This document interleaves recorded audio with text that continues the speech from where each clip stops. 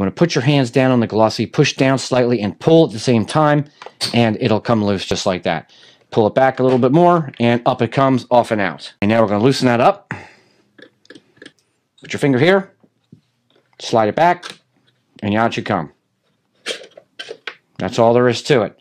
Now we're going to remove these 4 screws, and we're going to swap the hard drives out. So just slide the drive back in and push it right in there. Now it's connected. That's all there is to it. Now we put the last screw back in. We're ready to move on.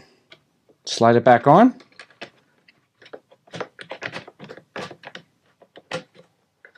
And give it a push. And that's it. Now we're all connected. Back up. To start taking it apart, you're going to start with this grill on the side, and you're going to take a little pry tool and slip it between the grill and the frame, and the grill just pops up and away from the Xbox. And then that leaves us with this little plastic piece that holds the 2 halves together. So you're going to slide that back and out, and it'll slide out. And then the sad part, we do have to remove the void sticker from the side of the Xbox. And then the sad part, we do have to remove the void sticker. Then on the side right here, if you press your finger in, it releases one of the major clasps. And then you're going to have to take your pry tool and release all the rest of the clasps along the top of the ports and the little grill that's right there. This is my second time doing it, so it's a lot easier. Your first time, you'll have to sit there and pry at it for a second. Now you can take the top and lift it up, but be careful not to lift it too far because there's still a ribbon cable on the far side.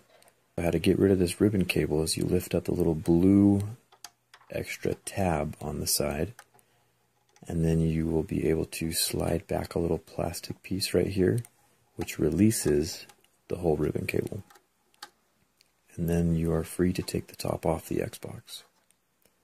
Here's a little speaker. There's a tab at the top that you press in, and the speaker lifts up and out away from the Xbox. And then the 2 little cables that clip onto the motherboard just lift up and out as well. Here is a little wire cable, and I'm not 100% sure what this goes to. It could be the Bluetooth, could be Wi-Fi, but there's 2 screws on it. And you undo those screws and lift it straight up and out, and it'll unclasp. Now here's some freakishly long screws that hold everything together. These are the green ones. The red ones are shorter screws around where the Wi-Fi / Bluetooth / circuit board thing was.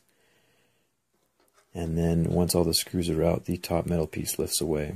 So we can see the hard drive and the CD drive right here. I'm going to lift it up and away from the bottom plastic first, since those freakishly long screws are not holding it together anymore. Here is the hard drive. And I'm going to release it from the motherboard side of it, mostly because the connection to the actual hard drive itself is impossible to take apart until you release some screws, which I'll show you in a second. Now that the wires are unconnected from the motherboard, the 4 screws that hold the hard drive to the plastic piece are there. And now you can see the 2 little circles on the big connector that was holding the hard drive in. That was keeping it from moving.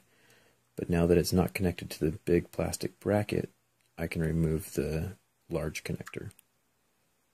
And there's the hard drive. Just slide the drive back in and push it right in there. Now it's connected. That's all there is to it.